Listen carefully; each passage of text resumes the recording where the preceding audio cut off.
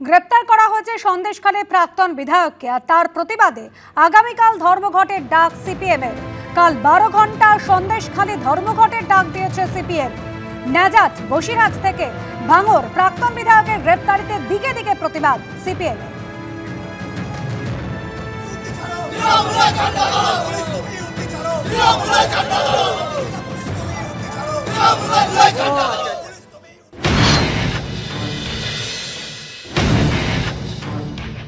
নিরাপদ সর্দার সহ যত নিরপরাধ মানুষকে গ্রেপ্তার করেছে, আন্দোলনকারীকে গ্রেপ্তার করেছে, তাদেরকে নিঃশর্ত মুক্তি চাই আমরা। আগামীকাল আমরা সন্দেশখালী 1 এবং 2 ব্লকে আমরা 12 ঘন্টার ধর্মঘট ডেকেছি। আমরা দেখব প্রশাসন তাদের যদি চৈতন্য উদয় না হয় তাহলে গোটা বসিরহাট কেন, গোটা জেলা, গোটা রাজ্যে এই আন্দোলন আমরা ছড়িয়ে দেব। এটাই হচ্ছে আমাদের উদ্দেশ্য। যারা গ্রেপ্তার হয়েছেন তাদের পাশে আমাদের আইনজীবীরা দাঁড়াবেন এবং সেই আইনজীবীরা বিনা পয়সায় এই সমস্ত গ্রেপ্তার হয়েছেন যারা, তাদের মামলা লড়বেন, তাদের পাশে আমরা থাকব।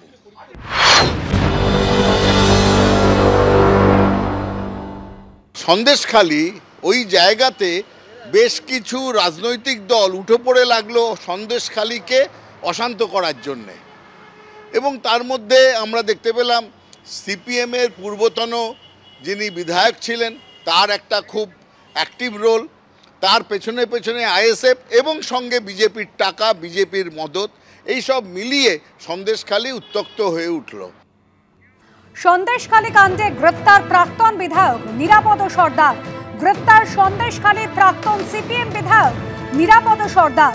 গত শুক্রবার জেলিয়াখালীতে যেভাবে ভাঙচুর, অগ্নিসংযোগের ঘটনা ঘটে, উত্তপ্ত হয়ে ওঠে এলাকা।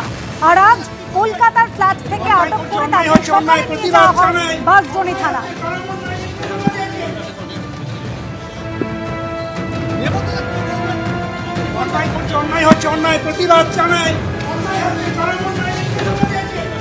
তারপর 2 ঘন্টা জিজ্ঞাসাবাদ। সেই জিজ্ঞাসাবাদের পর নিরাপদ সর্দারকে গ্রেফতার করলো বসিরহাট পুলিশ। আমাদের প্রতিনিধি পার্থপ্রতিম ঘোষ এই মুহূর্তে রয়েছেন আমাদের সঙ্গে টেলিফোন লাইনে। পার্থপ্রতিম, আজ সকালে যখন নিরাপদ সর্দারকে নিয়ে আসা হয়েছিল বাঁশবনী থানায়, তার স্ত্রী অভিযোগ করেছিলেন যে মিথ্যে মামলায় ফাঁসানো হচ্ছে তার স্বামীকে। কোন কোন অভিযোগের প্রেক্ষিতে আজ গ্রেফতার করা হলো নিরাপদ সর্দারকে? দেখো, প্রাক্তন সিপিএম বিধায়ক নিরাপদ সর্দারকে গ্রেপ্তার করা হয়েছে এবং তাকে কিন্তু ইতিমধ্যে বসিরহাটে নিয়ে আসা হয়েছে। তবে তুমি জানো যে আজকে সকালবেলা ওনাকে বাঁশবনী থানায় প্রথমে ডাকা হয় এবং তার পরবর্তীকালে গ্রেপ্তার করা হয়।